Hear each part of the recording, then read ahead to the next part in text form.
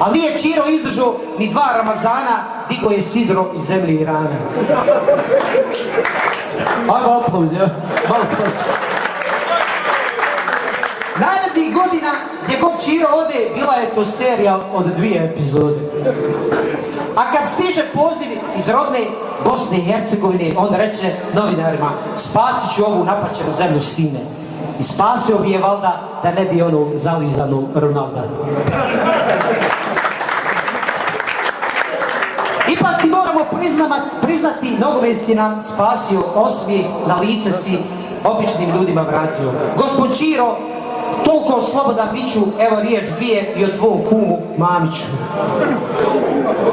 Nekad je Zdravko za 10 kuna prodavao za guzicu podmetače, a sad uzima milione za polovne igrače. I on ima obraz da priča kako nisi dobar bio, a gdje je što smo ženi butik kupio.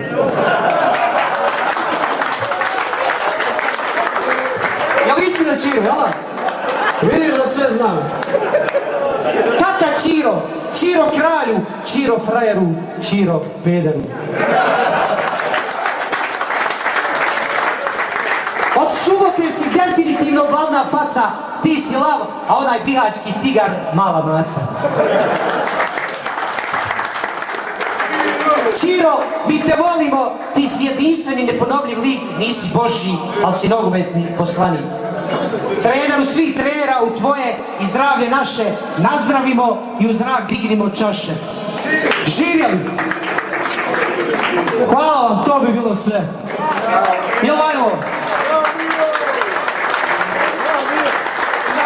Dobro, Čiro, mislio sam da ćeš mi gađati čašu. Hvala. U lijepom stranom gradu više gradu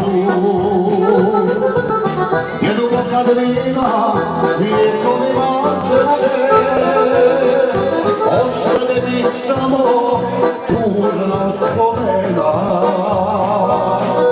a šokoladno rado skoro svako večer, a šokoladno rado skoro svako večer.